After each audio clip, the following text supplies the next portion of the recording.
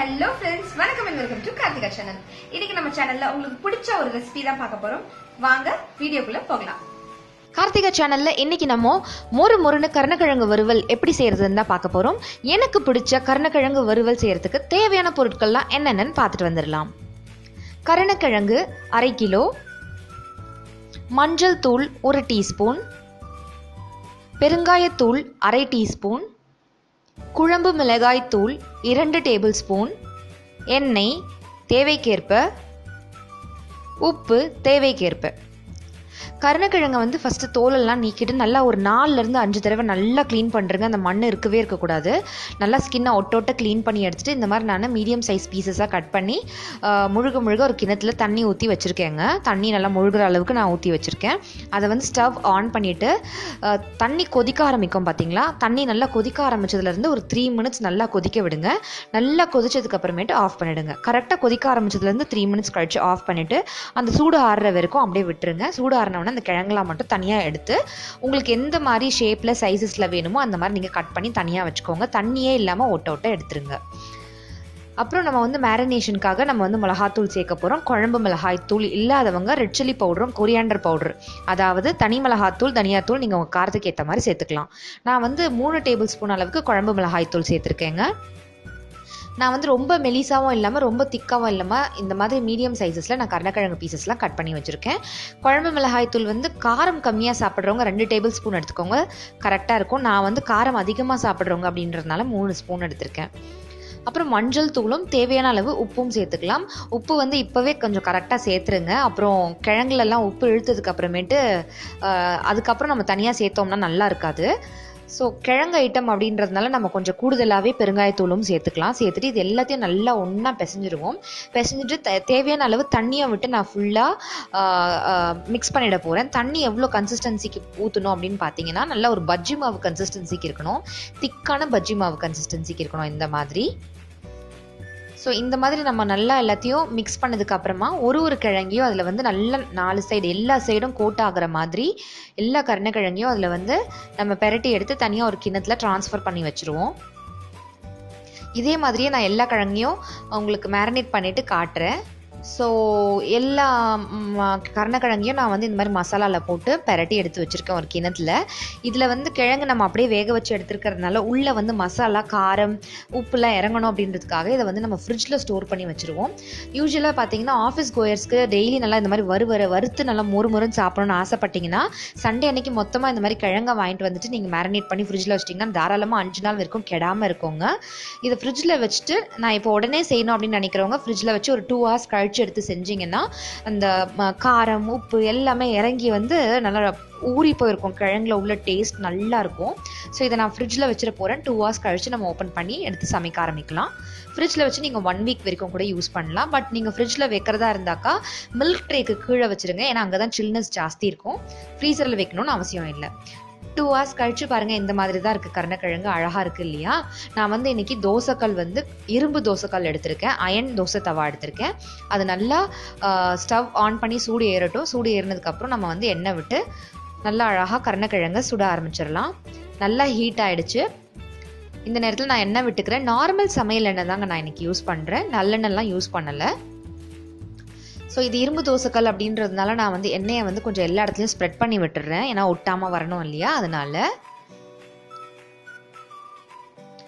So கருணக்கிழங்கு வந்து உங்களுக்கு எத்தனை கிழங்கு தேவையோ அந்த தோசைக்கல்லில் உங்களுக்கு எவ்வளோ தூரத்துக்கு பத்துமோ எல்லாம் ஒன்று போல் வேகணும். அந்த அளவுக்கு நீங்கள் வந்து பார்த்துக்கோங்க. நம்ம ஆல்ரெடி வந்து 3 மினிட்ஸ் வேக வச்சு எடுத்ததில் வந்து ஒரு 80% கிட்டத்தட்ட கருணக்கிழங்கு வந்து நல்லா வெந்திருக்கும். அதுக்கு மேலே வேக வச்சிடாதீங்க. உடஞ்சி போயிடும். கட் பண்ணவே முடியாது. உங்களுக்கு வந்து புட்டு மாதிரி ஆகிடும். கரெக்டாக 3 மினிட்ஸில் ஆஃப் பண்ணிவிடுங்க. ஸ்லைசஸ் போட்டுட்டு அப்புறம் நீங்கள் வேக வைக்கக்கூடாதுங்க. முன்னாடியே இந்த மாதிரி ஸ்லைஸ் போடுறதுக்கு முன்னாடியே வேக வச்சு எடுத்திங்கன்னா உங்களுக்கு புட்டு மாதிரி ஆகாமல் தனித்தனியாக பீஸ் போட வரும். ஸோ இந்த மாதிரி அழகாக நீங்கள் அடுக்கி வச்சுட்டு சுற்றிலும் அழகாக எண்ணெய் விட்டுட்டு நீங்கள் மூடி வச்சிட்டிங்கன்னா ஒரு 2 to 3 மினிட்ஸில் அழகாக வெந்துருங்க. ஸோ நான் அழகாக அடுக்கி வச்சுட்டேன். ஃபர்ஸ்ட் பேட்ச் ஆஃப் கருணக்கிழங்கு போட்டுட்டு நான் இன்றைக்கி வந்து ஒரு பேட்ச் தாங்க நான் செய்ய போகிறேன். மீதியை வந்து ஃப்ரிட்ஜில் வச்சுக்க போகிறேன். இப்போ நம்ம எண்ணெய் விட்டுட்டோம். மூடி போட்டு ஒரு 2 to 3 மினிட்ஸ் மூடி வச்சோன்னா இந்த காரம் உப்பு எல்லாமே கருணக்கிழங்குல எண்ணெயிலேயே அப்படியே சூப்பராக வெந்து வரும். நம்ம மூடி வச்சுட்டு எப்படி இருக்குன்னு நம்ம பார்க்கலாம். இதே மாதிரியே நான் வந்து வஞ்சரம் மீன் வறுவல், வாழைக்காய் வறுவல், உருளைக்கிழங்கு வறுவல் இதெல்லாம் நம்ம சேனலில் போட்டிருக்கேன். கீழே டிஸ்கிரிப்ஷன் பாக்ஸில் லிங்க் கொடுக்குறேன், பார்க்காதவங்க பாருங்கள். கரெக்டாக மூடி போட்டு 3 மினிட்ஸ் கழித்து நம்ம ஓப்பன் பண்ணி பார்க்கலாம். 3 மினிட்ஸ் ஆயிடுச்சுங்க. நம்ம இப்போ ஓப்பன் பண்ணி பார்ப்போம் எப்படி இருக்குன்னு. பாருங்களேன், கீழே அப்படியே சுற்றிலும் அப்படியே மொறுன்னு இருக்குது. கலரும் சேஞ்ச் ஆகிருக்கு. க்ளோஸ்அப்பில் பார்த்தீங்கன்னா தெரியும் உங்களுக்கு.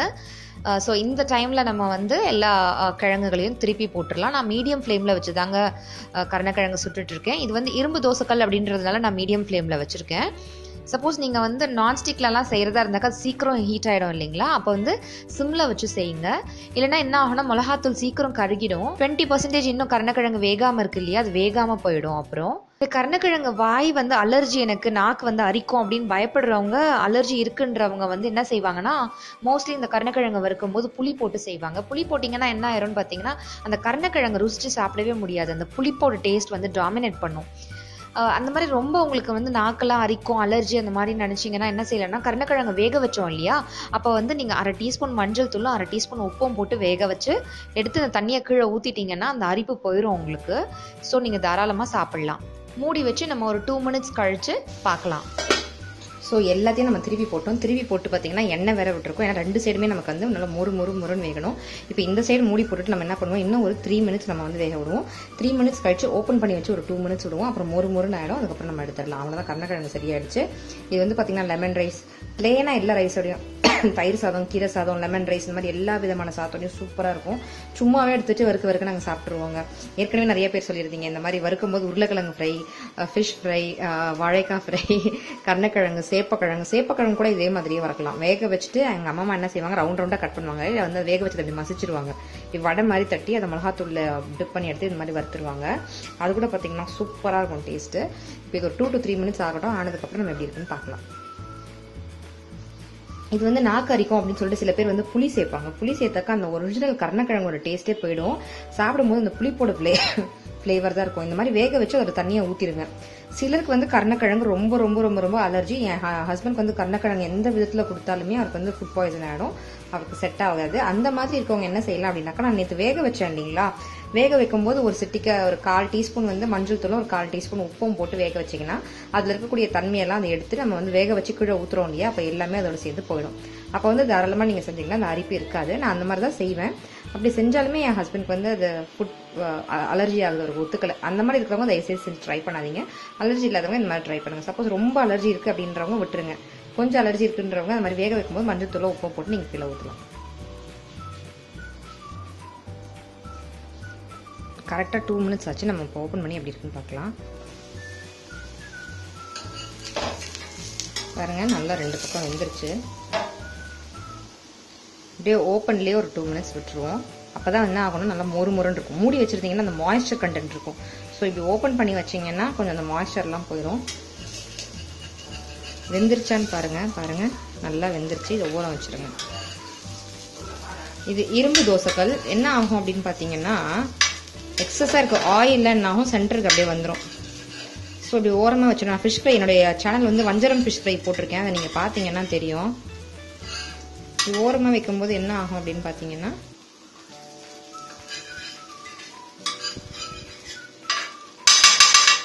சென்டரில் வந்து இது வந்து நல்லா சென்டரில் வந்து நல்லா குழியாக இருக்கக்கூடிய தோசைக்கல்ன்றனால இந்த மாதிரி வைக்கும்போது என்ன ஆகும், இது வந்து பாருங்கள் எண்ணெய், இந்த எண்ணெய்லாம் அப்படியே இதில் வழிஞ்சு இப்படி வந்துடும். ஸோ இதெல்லாம் கொஞ்சம் எண்ணெய்லாம் இல்லாமல் நமக்கு வந்து நல்லா அந்த மாய்ஸ்சர்னஸ்லாம் போய் கிறிஸ்பியாக மொறுன்னு இருக்கும். சூப்பராக இருக்குங்க. 2 மினிட்ஸ் கழிச்சு இதெல்லாம் சர்விங் பவுலில் மாற்றிடலாம். எல்லாமே கரெக்டாக 2 மினிட்ஸ் ஆச்சு. அவ்வளோதான், சர்விங் பவுலுக்கு நம்ம மாற்றிடலாம்.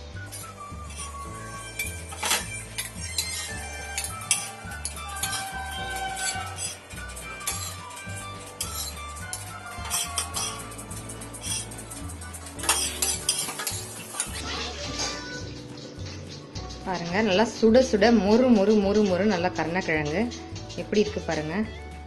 நல்லா கிறிஸ்பியா இருக்கு பாருங்க. நல்லா காரசாரமா கிறிஸ்பியா இருக்கு. சுடுது. சாப்பிடலாமா? வாங்க, இந்தாங்க. நல்லா மொறுன்னு இருக்கு பாருங்க.